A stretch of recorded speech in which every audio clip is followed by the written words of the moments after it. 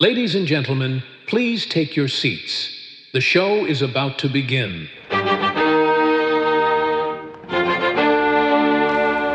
Is this thing on? Oh, good.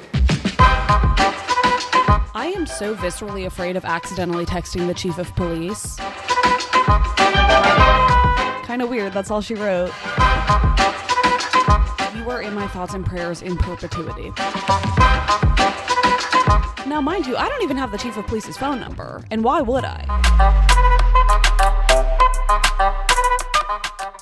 Hello, everyone, and welcome to Monologuing. I'm Mads Mitch. I am your host today and always because, well, quite frankly, this is literally my podcast, so who else is going to host it? Happy freaking Monday. I hope you had a fabulous weekend. I hope you're feeling well-rested and rejuvenated and ready to tackle whatever life might throw at you this week. And I don't think that that's asking too much of your favorite podcast host. It is an honor and a privilege to welcome you to the inaugural Monologuing Monday of many, many more Mondays to come. If you're brand new to the podcast, if this is your first ever episode, if this is your first little foray into long form oration a la me, welcome. Thank you. I'm flattered. I'm so happy you're here. I hope you enjoy this week's episode. And if you don't, that's a fabulous piece of information to keep to yourself moving forward. If you're a returning listener, if you're a former listener of Parked Car Convos, I've missed you. Thank you so much for being here. Welcome back. I hope you enjoyed your brief little 2-week respite from hearing my voice grace your ears' presence on Monday mornings. I hope you enjoyed the peace and quiet, but fret not because I am back and I am ready to monologue, which brings me actually to the biggest of all of the elephants in all of the rooms. I renamed the podcast. Oops. So if you're feeling kind of like desperately confused right now, let me catch you up. Let me get you up to speed so we can proceed into the episode. I've made some changes, and the biggest one being the actual title of the podcast that you are currently listening to. We are no longer Parked Car Convos. We are now Monologuing with Mads Mitch. And you know what? It was overdue, quite frankly, because 4 years ago, on this very day, 4 years ago, I released a podcast that no one asked for ever at all. Like if there was a door that read people who asked for Mads to start a podcast, you would open the door and you would find the room empty. Nary a soul is in that room, okay? But unfortunately, and also fortunately, I didn't let that stop me at all. I've always said I have the unbridled confidence and the unsubstantiated audacity of an unskilled white man. And that really shone brightest on August 11th, 2021. And I think that's a really beautiful thing because without that, we wouldn't be here today. You wouldn't be listening to this today. So let's all kind of collectively celebrate the anniversary of peak audacity on my behalf. It was a real, like, I look back and I'm like, I don't know where I got off. Like, who did I think I was in that moment? I don't know, but like, I really admire her gumption. Like, that was really, really beautiful. I started a podcast called Parked Car Convos, and Parked Car Convos was amazing. She's so great. I have nothing but love for her. In fact, I think we'll be seeing more of Parked Car Convos, perhaps in a different capacity, maybe even sooner than you think, maybe even in the near future. I don't know. Keep an eye out for that. But I decided that I wanted the podcast to have its moment because the thing that happens when you start a podcast that no one asked for before you even have an audience is no one knows it exists. Shoot. I knew there was a downside in there somewhere because I started to gain an audience on social media like 2 years later. And to this day, I get comments on a daily basis saying, so when are you going to start a podcast? And it breaks my heart to say 4 years ago, because clearly they had literally no idea. And so I wanted to give the podcast its moment finally. And that to me came in the form of a rebrand, a refresh, a relaunch, whatever you want to call it. But I decided let's just change the name while we're at it. Like it just seems like a good time to kind of like clean house and let's just like start over. Why not? And so I decided she will be named Monologuing. And this works on a couple different levels. Number one, if you're new here, it's important for me that you know that this is very much a one-woman show. So if you have any complaints, you take it up with the chief of police. If you have any complaints, have you tried being a feminist? Have you tried being a girl's girl? Okay. But for real, this is very much a one-woman show. And I get comments sometimes saying like, oh, when are you going to get a co-host? And my answer to that question is no.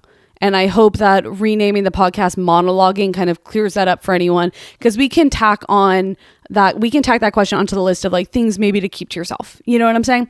So I decided to rename the podcast Monologuing, and also it works on a second level, which is I am a very annoyingly insufferable and kind of pretentious former English major, and monologuing being both a literary term and a theatrical term just seemed to be hitting all of the nails on all of the heads, and I'm kind of obsessed with that. So I decided that monologuing is henceforth what the podcast shall be known as, and I think it's beautiful, quite frankly. And, I love some alliteration. So monologuing with Mads Mitch really rolls off the tongue. I'm obsessed with it. Again, if you have a problem, take it up with the chief of police.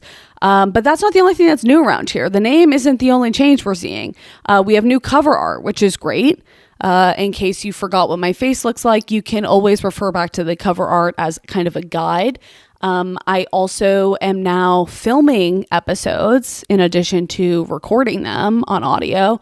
I'm now filming all of the episodes, and they will be on YouTube for your viewing pleasure. So if you are a person who prefers to watch podcasts as opposed to listen to them, you now have that option at your disposal. If you've ever thought, I wonder what kind of facial expressions Maddie's making when she's reading about this person who slept with their cousin, now you'll have an answer to that question. And I think that should be celebrated always, quite frankly. So the podcast is now on YouTube, new name, new cover art. I also created a Discord channel /server. I don't know the lingo. I'm sorry. I feel nothing makes me feel older than like getting onto a platform where I have literally no clue. I'm just guessing my way through the entire process. But I've long said that the podcast community is like so special to me. For me as a creator, it feels very much like a safe space because I like to think that people who hate me wouldn't take this much time out of their day to listen to me for an hour a week. Like that seems crazy. So I like to think in my mind that the people listening to the podcast generally tolerate me. And that's really, really special on the internet. It's hard to find that. So I really, really appreciate that. And I've often said that I feel like I am the only person on the receiving end of this community because it's all kind of geared toward me. And as much as I love being the center of attention, and I do, it started to feel a little bit selfish. And I wanted to give you guys a space to connect with like-minded prison guards with fabulous taste because you're all listening to this podcast. And so Discord seems like the best place to do that. So the Discord link and the link to the YouTube channel are both going to be in the show notes for this episode. So feel free to check out those things, subscribe to the YouTube channel if you'd like, and join the Discord server if you're interested in connecting with other prison guards. Other than that you're pretty much up to speed. And I want to make this abundantly clear for people who've been listening to the podcast for years. Nothing really is going to change. The name's different. There's going to be a bit more pizzazz, a little bit more theatrics, but the formats of the episodes will be generally the same. And also, if you're brand new, if you're listening for the first time, feel free to go back and listen to the last 4 years of episodes. There's plenty there for you to binge. Obviously, it'll just sound a little bit different. It'll be called something different, but it'll all be in the same. I'm renaming the podcast, so all of the backlogged episodes will still be there. So feel free to go listen to all of the archives. Like I said, plenty for you to choose from. But without further ado, let's jump into the meat and bones of the episode. That's not a phrase, I don't think. Meat and bones? Meat and potatoes, I think is... And I don't really know what I'm saying, but that's fine. We're going to power through. I've decided that I'm going to break the episodes into Act 1 and Act 2. Act 1 is, as always, me droning on and on and on about things happening in my life, things that I'm cooking, things that I'm reading, things that I'm watching, things that I just feel like I need to complain about in front of a microphone for longer than anyone would have ever asked me to. Just kind of life updates, anything of that nature. And then Act 2 is always going to be whatever the actual subject of the episode is. I always ask for listeners to write in with stories regarding a certain topic. And so that's what Act 2 will contain, is me reading those stories and reacting and giving my 2 cents, really more of like my 10 cents. I just give all of the opinions that no one really asked for. But again, as evidenced by the existence of this podcast, that's never stopped me. So that's That is something. So this week's episode is a gossip episode, which the gossip episodes in general, they're a monthly episode where people write in anonymously with the juiciest gossip in their possession. They never cease to amaze me. They never fail. They never don't deliver. They always are just gobsmacking, quite frankly. And the gossip episodes themselves are getting a rebrand. We are henceforth calling them the Rumor Mill. Okay, so this is the Rumor Mill 1, and we'll be back for the Rumor Mill 2 next month, so fear not. But before we get into the gossip of it all, let's jump into what's been going on in my life. The timing of this rebrand has been really fabulous in that it coincided with me getting all 4 of my wisdom teeth out, which wasn't the best. Not the best. I got my wisdom teeth out almost 2 weeks ago now, just shy of 2 weeks ago. I was petrified. I was shaking in my boots. And the reason I got my wisdom teeth out was because it might be causing sinus issues, and that sounded more enjoyable to me than sinus surgery. So I thought, sure, just yank the teeth out and we'll see what happened. And I was really going into it with this attitude of, if I think this wisdom tooth surgery is just going to solve all of my problems in my life ever. And was that putting too much pressure on a wisdom tooth extraction? Perhaps, but that's like really none of my business when you think about it. So I was terrified going into the surgery. I've never had surgery before. I've never been sedated before. So that was all just like very daunting and very, unknown. I've never experienced anything like it. And it was honestly fine. Like the surgery itself was fine. Compared to the root canal that I had back in December, I would take wisdom tooth surgery every single day over the root canal. But like I said, the surgery itself was fine. The days after were something. One thing that was crazy is that everyone I've ever spoken to who's had their wisdom teeth out always talks about how loopy they were afterwards, how like they could barely walk or how they were crying. Obviously it affects everyone very differently, but I was like fully prepared to be feeling so just kind of wonky after that. I could have done my taxes. Literally never in a million years would I have done that, but I could have. I could have operated an 18-wheeler. I could have clocked in for a shift at my local grocery store. I could have done anything.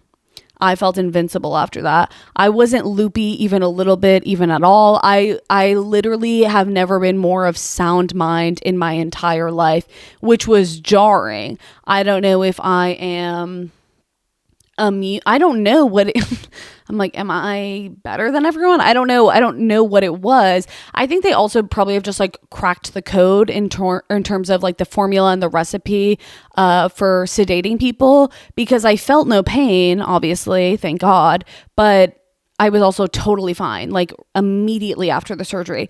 And the weird thing is I remember parts of the surgery, which is like kind of freaky and like kind of disgusting, and I kind of hate it. I don't remember when they were sedating me. I remember one of the nurses was talking to me, and I remember being like, I like can't really form a sentence, but I don't remember ever like conking out. And then there was definitely times where I was awake during the procedure. Like I remember being able to know which tooth they were working on. And then I remember opening my eyes at one point and I was kind of like freaking out, I think. And I remember my oral surgeon saying, okay, like last one, we're on the last tooth, which is just like kind of, that spooks me a little bit. That spooks me a bit that I was awake and coherent, even though the type of sedation they do, you're like conscious, you are technically awake. You're just like very sedated.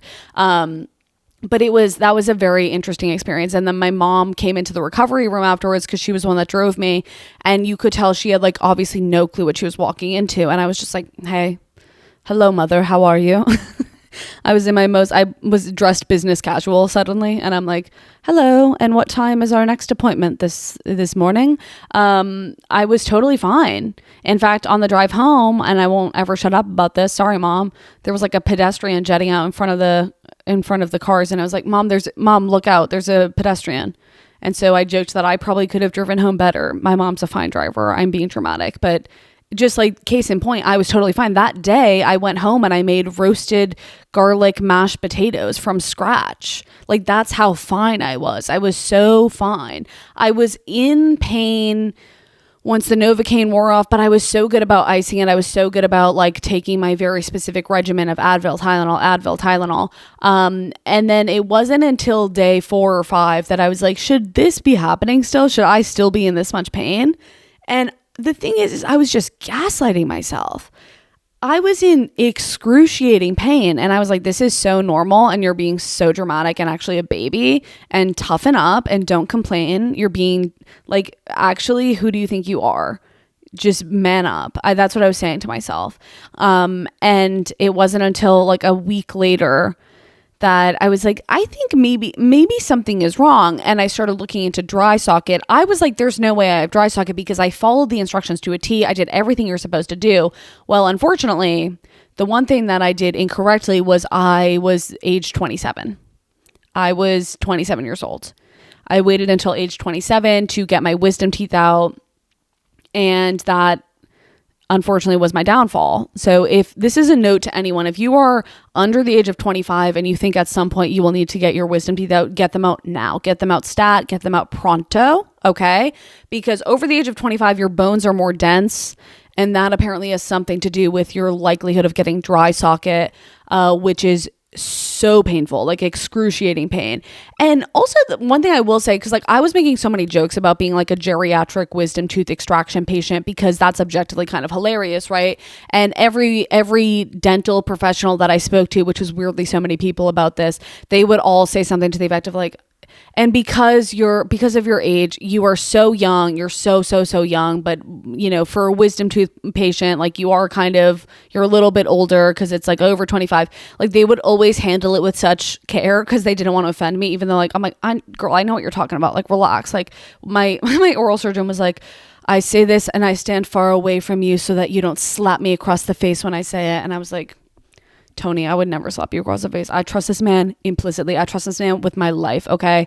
But people were like making jokes about how like, haha, like you're old to be getting your wisdom teeth out. And it was funny and I loved it. It was like a silly little goof and gag that we were all kind of in on together. However, then you posted about, oh my God.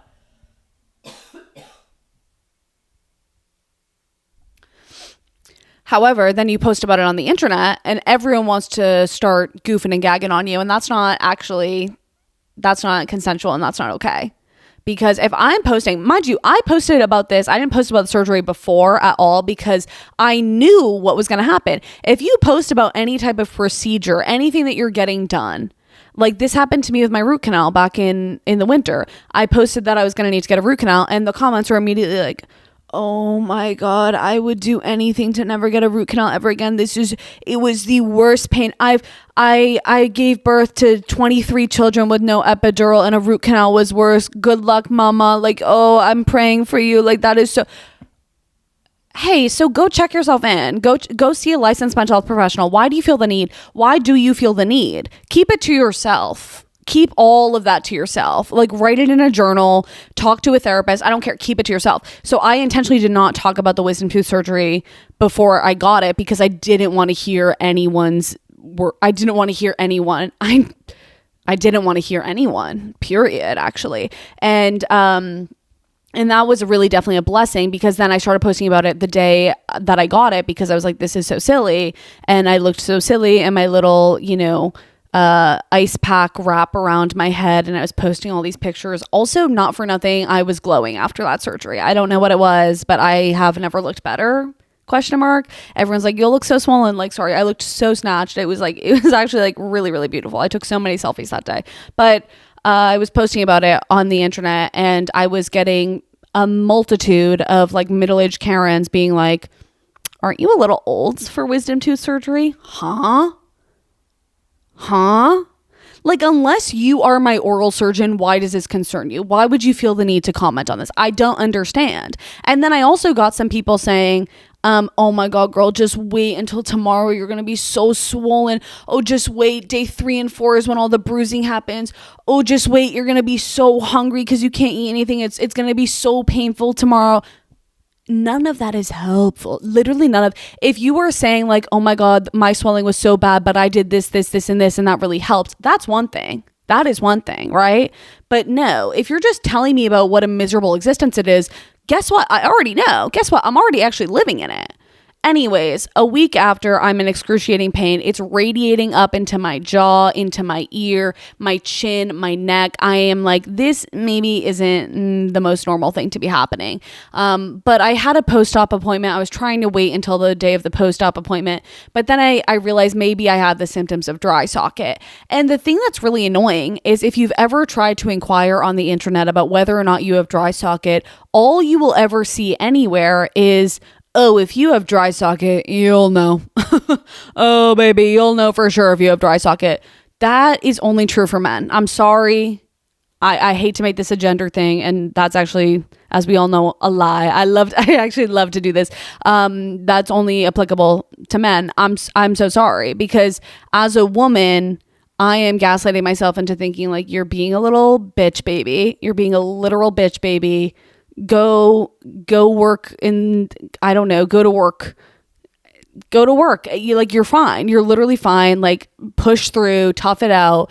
And I decided that based on the symptoms of the fact that the pain was spreading, that it was dry socket. So I decided to go to the doctor or my oral surgeon, and they were so validating. Like, I've never felt more validated in my life.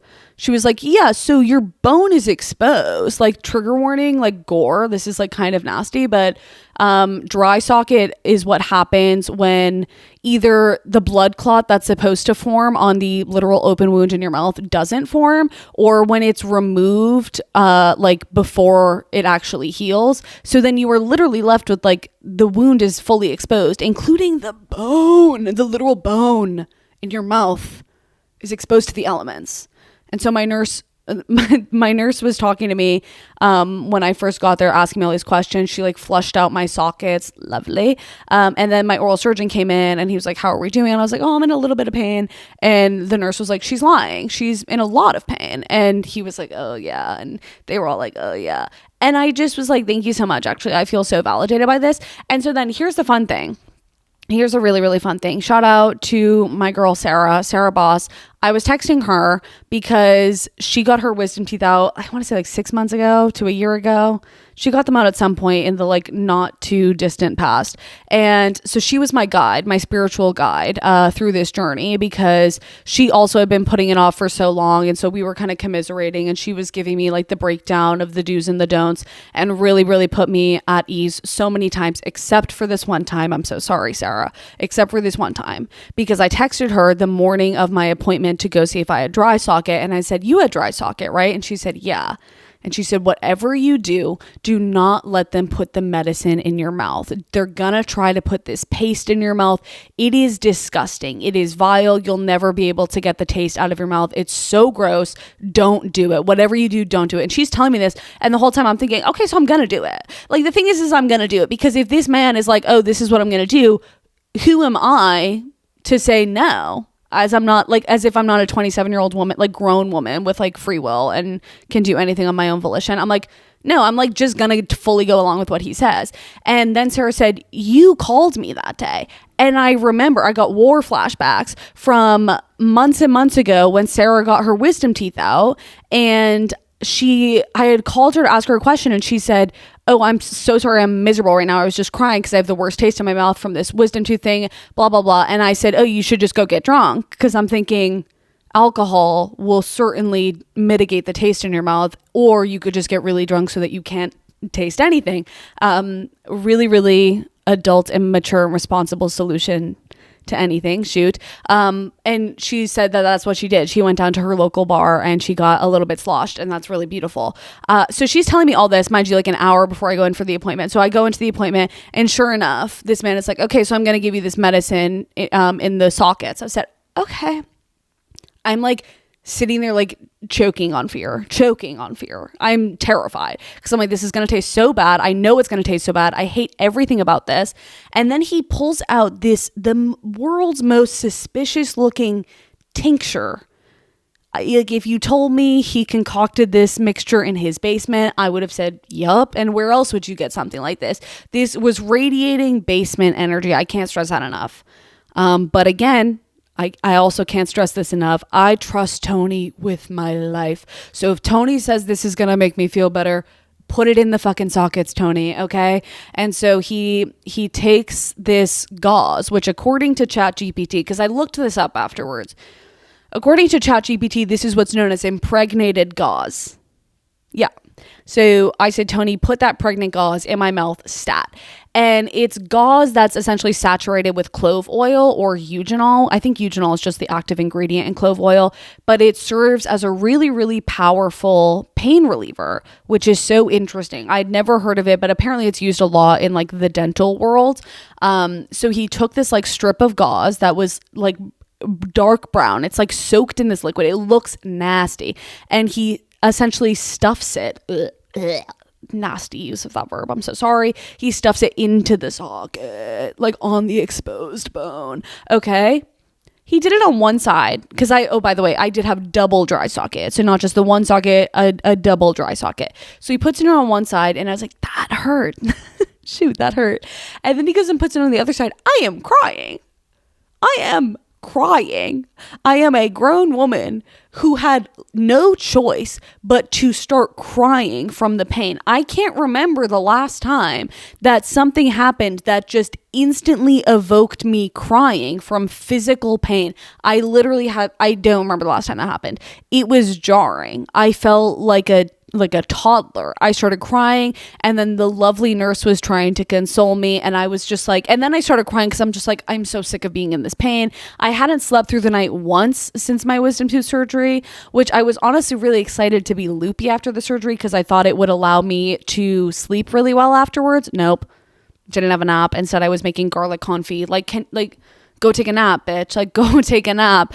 And so the pregnant gauze is in my sockets. I'm feeling like, ow, like, hey, ow. And they go and put me in the recovery room. That's how bad it was. That's how bad I was crying. They were like, okay, we don't trust you to like drive yourself home right now. So we'll just put you in the recovery room for a little bit.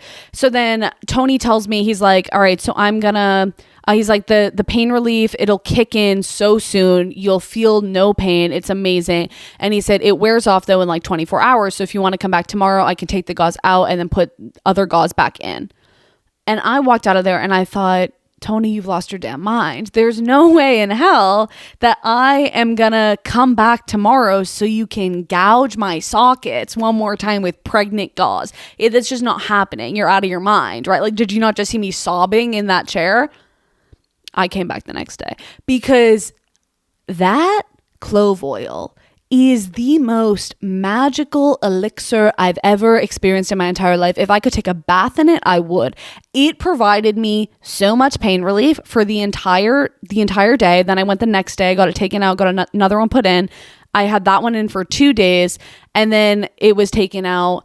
And I never got it put back in because he thought that it was healing, but I am in pain and I would honestly do anything for that clove oil. So shout out. So Sarah and I decided that she had a different form of it. She had the paste form, which is supposed to be like very fibrous. Like it has a lot of fibers in it. So that's what was lingering in her mouth. Mine was fine. Like I tasted cloves with everything I ate. The first day I was eating like mashed potatoes for dinner and it was kind of like mashed potatoes a la clove. It was like an autumnal mashed potato dish, I guess. It kind of tasted like nutmeggy. Then I posted about it on TikTok and people were saying, they're like, yeah, that's how I discovered I was allergic to cloves. And that was actually something that I had thought about because it's very, very powerful. It's very strong, especially when they first put it in the sockets and it like radiates in your mouth because it's not like spicy, but it like makes your tongue like tingly.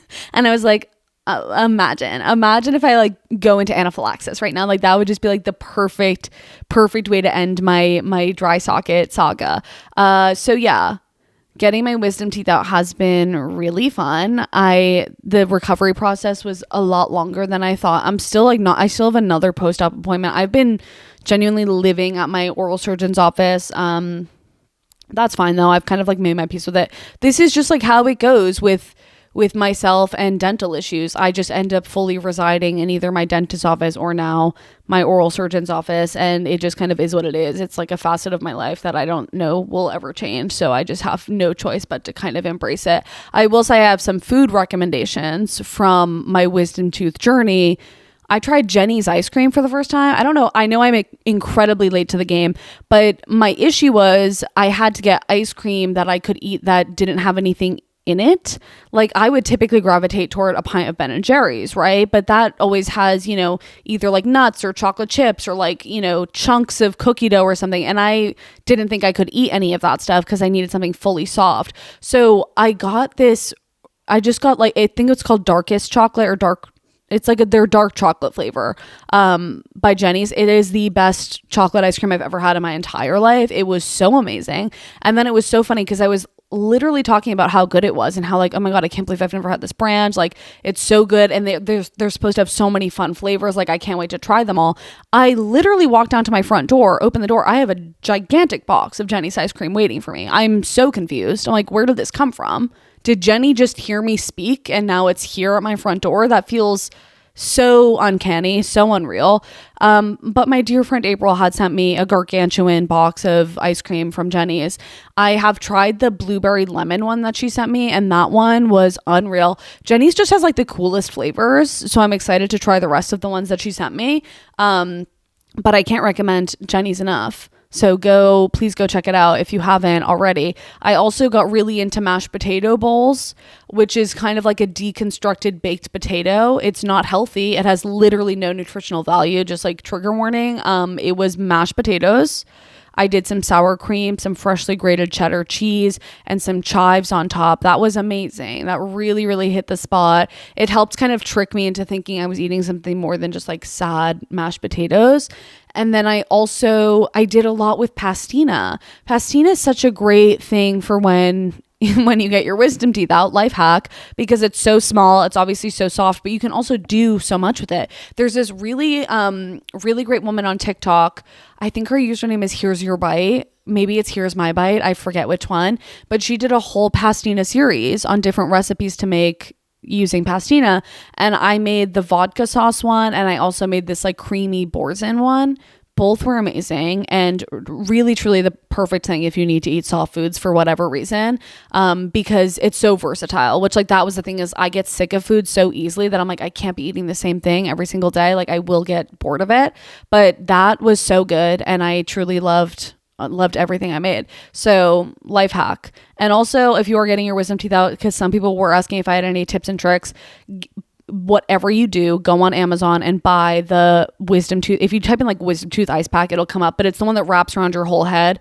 That thing was a game changer. It was a lifesaver. I slept with it on every single night. I had no problems. I loved everything about it. And it comes with 4 inserts, but it can only fit 2 at a time, which is great because you can always have 2 of them in the freezer, which I was just like constantly rotating. I literally iced nonstop. I think that's another thing. They tell you to ice like 20 minutes on, 20 minutes off, or like 30 minutes on, 30 minutes off.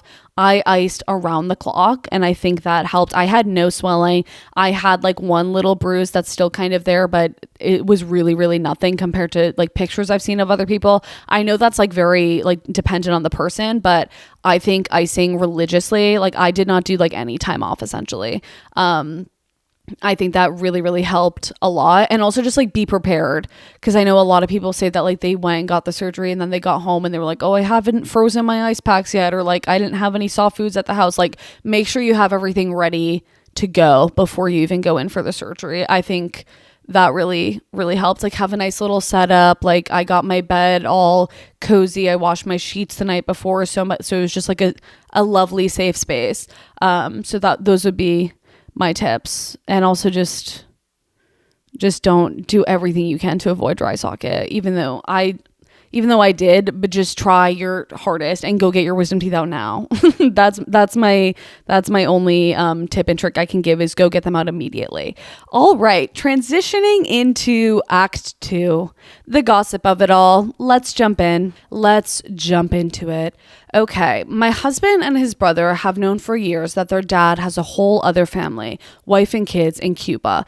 Their dad does not know that they know, and they refuse to tell either their mom or their dad that they know. So I just sit at every family function hoping I don't have an outburst moment where I just yell it to everyone. It's the wildest family dynamic ever.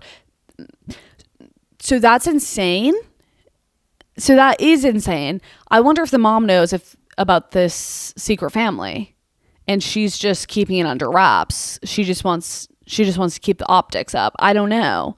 I feel like it's how did your husband and his brother find out but the mom doesn't know? I find that very hard to believe. Surely the mom must know. If they know, surely she knows.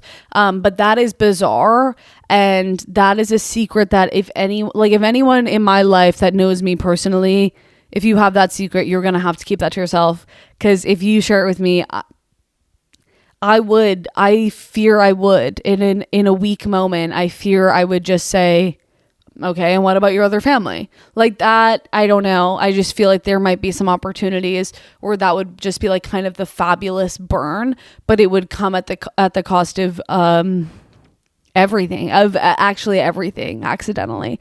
But that's like the thing that I hate about that is like, yeah, you should say something. You should say something. Like, what are we just gonna let this man get away with it? I'm just like so obsessed with not letting men get away with anything. So I think I would have to say something.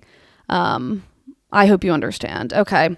My boss is having an affair with one of the other medical assistants. Okay. Just for new listeners of the podcast, really popular themes that we see in gossip episodes, lots of weird cousin stuff. I'll just get that right out of the way.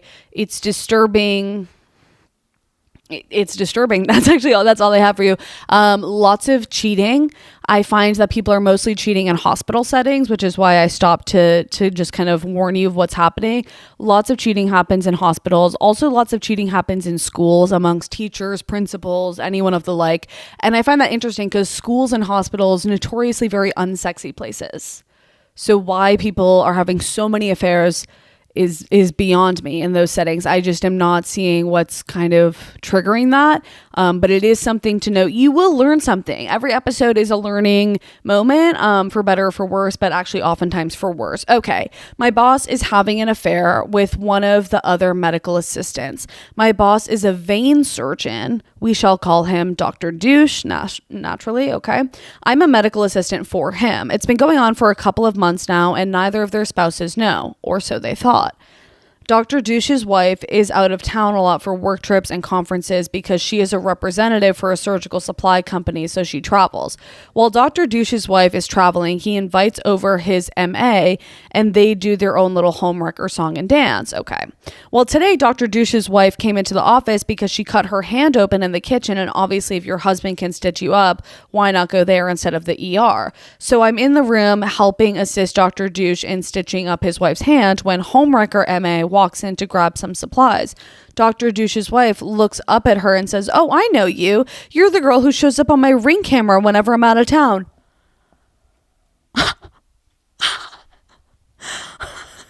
She is an icon and a legend. Are you kidding? Okay. We all froze and I had no clue what to do. Dr. Douche finished stitching up her hand in silence, and she thanked me very sweetly before turning to Dr. Douche and saying, "For a surgeon, you're not very smart. Next time, turn off the security cameras, you dumbass." She's my icon. She is my role model. She is everything. Oh my God, I'm obsessed with her. Okay, but like, this proves my point. This man who is a vein surgeon, I'm sorry, he's operating on people, but he doesn't know to turn off the Ring camera. It's like, it's not giving clocked in. It's not giving that there's anything ticking upstairs in the cranial region. And that's something that is concerning to me, considering you're a surgeon. Like, that is raising some red flags in my mind. Wow. This is what I'm saying. See, the way that this woman handled it is how I think the woman whose husband has another family in Cuba should be handling it. Like, we cannot be letting men get away with anything. And I've always said that. Okay. This one starts with legit story, and that tells me it's going to be a doozy. Okay. Maddie, love your pod. You make my mornings. Thank you so much. Wanted to tell you about a coworker whose last name is Dick. He had been dating this girl for years. She came from a very traditional and conservative Italian family. Let's call her Emma. Anyways, he proposed, and during their engagement party, Emma's dad pulled him aside and told my coworker that he would give him $10,000 if he convinced Emma to not take his last name. My friend said absolutely not. She can do as she pleases. It's her choice. They went on to get married, and Emma did change her last name to Dick. I don't work with him anymore, but honestly, I always think about how his in-law bribed him, LOL. P.S. He never told her about this incident. This is this is kind of insane. Okay, he had been dating this girl for years. She came from a very Emma's dad just could not handle Emma being called Emma Dick. And now that I say it out loud, I get it. I mean, I got it anyways, just to be clear. Like, I understand, like, Dick is not an appealing last name in any form or fashion, but Emma Dick, that sounds like you're saying I'm a dick. Not Emma Dick. That's not, no. And I honestly, I don't blame him. But that's more so like, I don't know why she would do that. I've been thinking a lot recently for no reason at all, because I'm nowhere near marriage. But if I would take my husband's last name, no, just no. But if his name was Dick, even if I was a stickler about that rule of taking your husband's last name, I think I'd be saying that's a pass, actually. Why don't we just create our own? I think Dick is crazy. That shouldn't even be allowed to be a last name. That, like, we should have parameters in place for this. I'm sorry. No hate to the dicks out there, but just, like, come on. You have to know. Like, there's nothing appealing about that last name. I know a couple, guy and girl, if it matters. It doesn't. That are both having an affair with the same married man. Okay, it does matter. In that context, it kind of does matter. I'm sorry. Like, they are both cheating on each other with the same dude. What's crazy, too, is that all three of them are friends with my husband, but I'm the only one who knows. My back hurts from carrying all these secrets. Also, love you, love the pod, XOXO. Thank you. That's... What? How does this happen? This is something, like, okay, serious and genuine question. Like, how do affairs start? Like, how do they start? Especially if this is like this is a mutual friend of the couple and you both are having an affair with, like, walk me through the logistics there. Like, there's so many things in place that would be preventing this from being really feasible in any form or fashion, let alone being able to, like, keep it a secret for so long. How? This is not conducive to real life. What? This isn't going to end well. Is one of them going to end up with the man? And who's it going to be? I have no idea. I have literally no idea. I'm scared. Okay. So I go to this church. I feel it's necessary to clarify to all the prison guards that it is not a gross MAGA-filled church. Anyway, I am very single and very open to dating right now. Ew, I can't believe I just said that. So my friend is like, okay, there's this guy who just started coming here and he's very attractive. I also already know his family and I love them. They are great, so I'm assuming he's great as well. Anyway, so we chat a little bit after the service and it turns out that we have a very similar tattoo in the exact same place and we're both in the same profession. Perfect, right? Matching tattoos has to mean we're soulmates. I totally resonate with that on, like, a biblical level. He also is divorced, which I find incredibly hot. Girl. Okay. So naturally, I have to know it all. I go home, open up my MacBook, and scour through the county marriage records, and I'm still struggling to find him. Before I even find his marriage record, I find his mugshots. From literally less than 2 months ago. It's just a little DUI and some unlawful carrying of weapons. It could be worse, right? Anyways, we're still hanging out. It's kind of hot. No, girl. I guess you could say I'm in my Britney Spears era because, mama, I'm in love with a criminal. I mean, love is love. Love is love. And I've always said that. A DUI, though, that's not carrying a legal weapon. I don't know. I would prefer, like, possession of marijuana if we're going for small crimes. DUI and unlawful carrying of weapons, I wouldn't classify as small. But everyone has their red flags that they ignore. And if those are yours, good luck, Charlie. Okay. Let's see what we have here. Hi, Mads. I'm genuinely sad we only get one podcast a week from you. Obsessed with the pod and you. That's all she wrote. Thank you. Headline grabber. I went on a week-long trip with Kevin Frankie 1 year before the arrests, and this is my tell-all. Oh, I am sad. Okay. I went to BYU for my undergrad. A moment of silence for my little closeted ex-Mormon me. I studied civil engineering and was an ASCE chair, a national engineering club, and Kevin Franke was the president, so we worked closely together. In May of 2022, I went to their house for an ASCE gathering and met their kids. When I met the two youngest, they came up to me and promptly said, "Hi, I'm blank, and I'm very pleased to meet you. Please let me know if you need anything." I was gagged because these kids looked maybe 6 years old. Like, okay, you have manners, but this is robotic and weird. Like, be a kid. Ruby was never there for this. That's interesting. I wonder who she was with. Anyways, we were never allowed into the house except to use the downstairs bathroom, but nothing ever seemed off besides the perfect behavior of the kids. Fast forward to the end of June of 2022, my ASCE sustainable engineering team makes it to nationals in Louisiana. The trip consists of me, Kevin, and 2 other guys on my team. He was already such a hard ass at school and overly religious, so I knew I didn't like him going into this, but he's psycho. We begged him to just drive down to the iconic Bourbon Street, but it would look bad for BYU kids to be on such a street. And what if we see pornography on the street? Give me a break. It was all we could do to have him stop at Cafe Du Monde for beignets. We had to drive 5 hours to the college we were competing at. 5. So in the car, I'm in the front seat and decide to make small talk, asking Kevin what his hobbies are outside of work. And this man tells me emergency preparedness. I kid you not. I say, no, that's not a hobby. Like, what do you do for fun? Read, walk, swim, etc. And again, he doubles down and is like, emergency preparedness. And we left it at that.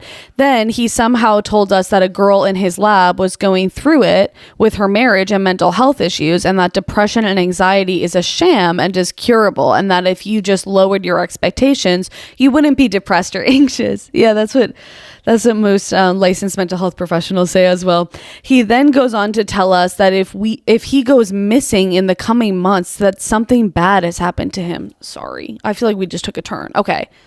He goes on to tell us that if he goes missing in the coming months, something bad has happened to him.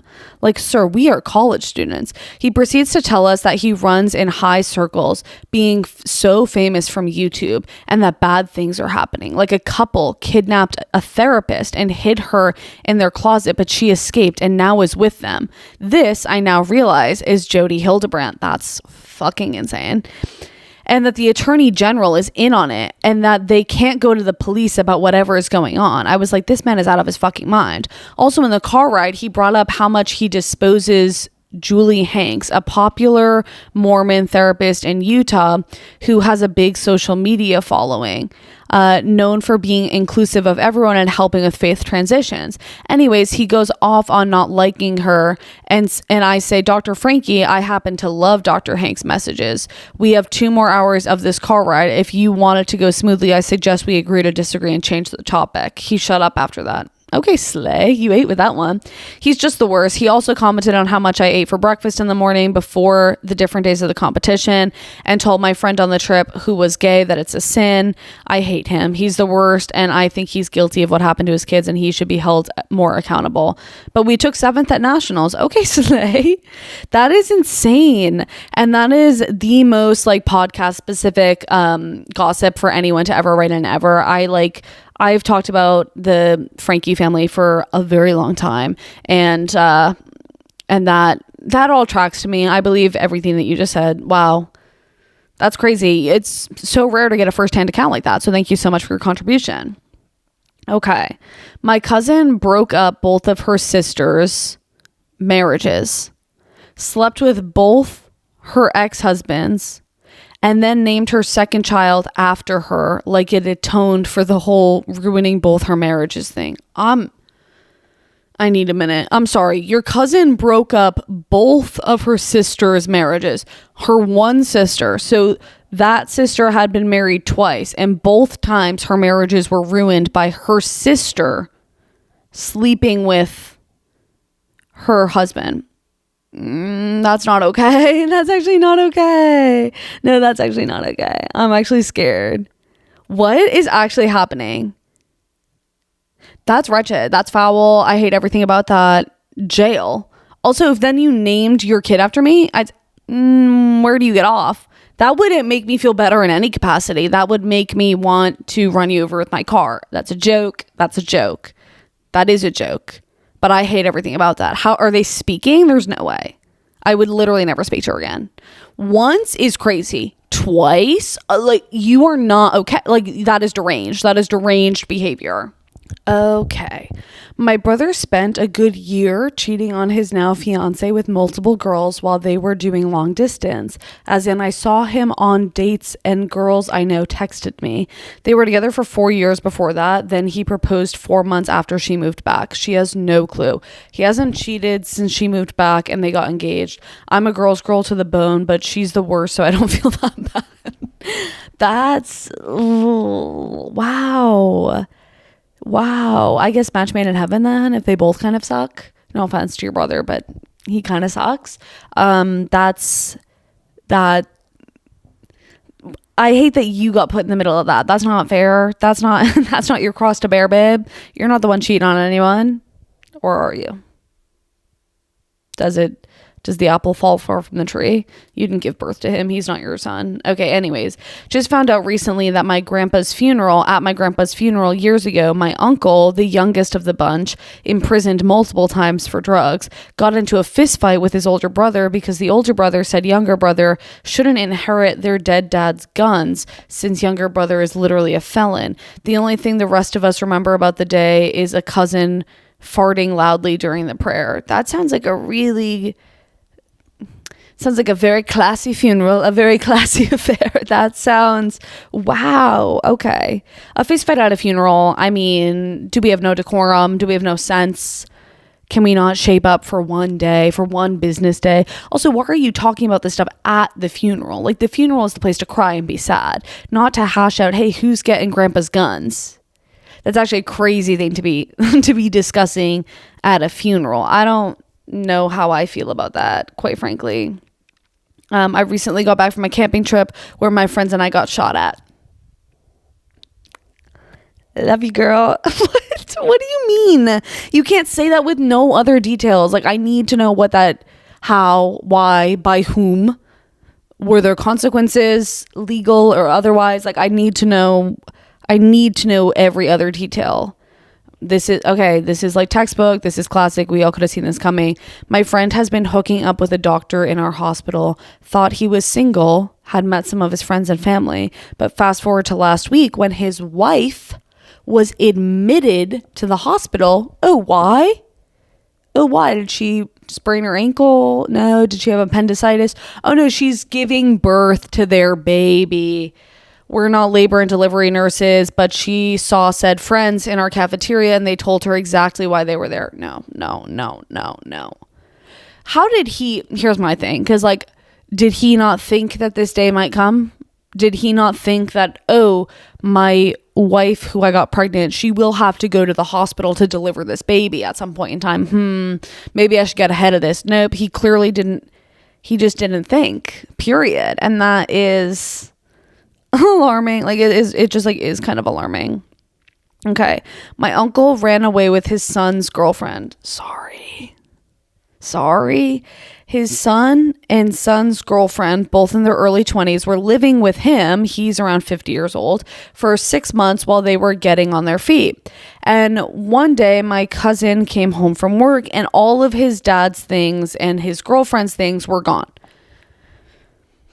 They picked up and moved halfway across the country and told no one. It took weeks for anyone in the family to get a hold of him. My uncle and his partner in crime were together for about a year after that, and his relationship with his son has been very tense ever since, as you can imagine. Getting physically ghosted by your girlfriend in real life, like not like, oh, she just stopped talking to you. She picked up her stuff from your shared living space and just moves without saying a peep. That's crazy enough. That's traumatic enough. That sucks so bad enough. The fact that your dad also did that at the exact same time to be with your girlfriend. Oh my God. That, if there was ever a perfect candidate for jail, I would say that man's father. He's right on up there on the list. That's crazy. And that's another situation where it's like, if you get cheated on, you're supposed to get mad at your partner, right? You're not supposed to get mad at the other party because they're not the ones that owe you anything in that situation. In this case, that's your father. That is your flesh and blood. I fear he owed you the courtesy of maybe not sleeping with your girlfriend. No, that's actually that's really actually not okay. I work for a nonprofit on a very small team. There's me, my direct peer, and then our shared boss. We recently hired a new boss, and during the process, my direct peer said that she knew one of the candidates very tangentially through a Facebook moms group. We actually ended up hiring her, but it turned out my coworker wasn't 100% honest. My direct peer and our shared boss know each other through their extended polycule and attend orgies together. I am the only one that knows. That is information you should never know about your coworkers. Under no circumstances should you ever know if, when, and with whom your coworker attends orgies. That is just no, that's like a hard pass. Like we have to draw hard and fast boundaries in the line somewhere, and that has to be one of them. That has to be, keep your orgies to yourself. How did you find this out? Did they one day were she like, oh, it actually wasn't a Facebook group? I mean, it was, but it was a different kind of Facebook group, if you catch my drift. Like, how did you find out this information? I'm so intrigued. I need to know. No one should know that information about their coworkers. I just like can't stand by that. I can't stand by that harder. I really, really can't. Okay. Hi, love the pod, highlight of my Monday. And that's all I wrote. So this was at my previous job. I will try to make it short, but if you need more details, I can provide. The basics are as follows. My company was based in Colorado, but we had an office in Vegas. There was only one employee at that office. He moved there from Colorado and he was super eager to do his job. Then one day, his whole demeanor changed. He was quiet in meetings and not excited at all. His work really started to suffer. The company decided to fire him. A few people flew to Vegas to let him go. Another thing to note is that our company gives us cell phones to use for work. When HR and the other executives got to Vegas to fire him, they took his phone and they saw text messages to a random phone number that just said, "Don't text this number anymore." They let me go. They realized that they had accidentally put his paycheck in that morning and he saw it, so he knew he was getting fired. There was also pillows and blankets in the office, like he had been living there or at least sleeping there. So he gets fired and then someone else takes his position and then gets promoted to manager. A few months later, I get hired at the company. So I hear this weird story about this guy and then we find out more information. One of our clients who has now met the new manager says to her, "Wow, how crazy is it that I ran into the previous employee?" And he told her that he had been in prison. Huh? So we find out from her that at the time that he was in prison, he was still working at the company. Huh? Then he took work from anywhere really seriously. He said, "You know what? This is a remote company. I'm just going to work from prison. You guys don't mind, right? They have really great Wi-Fi there." So we find out that at the time he was in prison, he was still working at the company. Then more research is done and we find out that he is an identical twin brother. This is not real. So the employee moved to Vegas and at some point he was arrested and went to jail. And then he decided he didn't want to lose his job. So we sent in his twin brother to do the job for him. But he barely knew what he was doing. So that's why the work started to suffer and his entire demeanor changed. And we think that the number he was texting from the work phone was him texting like a jail cell phone number to ask his brother questions about the job. That is corporate America.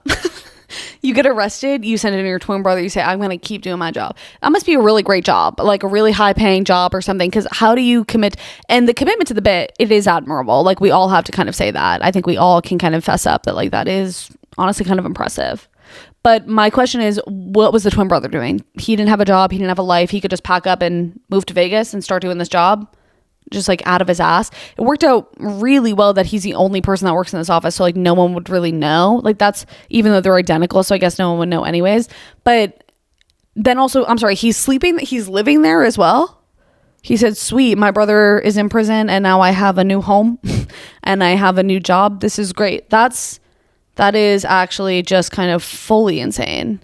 But that's, We're going to have to end on this one because I think it perfectly sums up just kind of everything always. Hi, Maddie. Love you in the pod. I have been waiting to share with you that I have accidentally flashed the chief of police.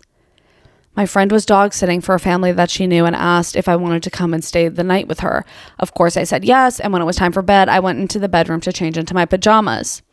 As I was fully naked, I looked over and I see a furbo. Okay. For those of you who don't know what that is, it's a camera that allows the pet owner to see and interact with their pet throughout the day. Anyways, it turns out she was dog sitting for our town's chief of police and his wife. I was obviously mortified and knew I had to share with the prison guards. Thank you so much. It's long been said that my biggest fear in life that's wildly irrational is accidentally texting the chief of police. You just one-upped me. Because you followed through. You actually did it. This isn't just all talk. This isn't speculation. This isn't a worry of something to come. You did it. You flashed the chief of police. You amaze me, girl. You're incredible. I hope you're doing okay. I hope you're recovering from that. I hope you've moved. I hope you've packed up and gotten the heck out of there, because I think you should, just out of an abundance of caution. Oh my God. That was some real juice. That was some real juice today. Thank you so much for everyone who contributed to the gossip. As always, these episodes would not be possible without you. Thank you to anyone who's tuning in for the first time and to anyone who's tuning back into the podcast. I'm so happy that you guys are here. And I'm so happy for what's to come with monologuing. I hope you have a fabulous week. I will chat with you next Monday, and that's all she wrote.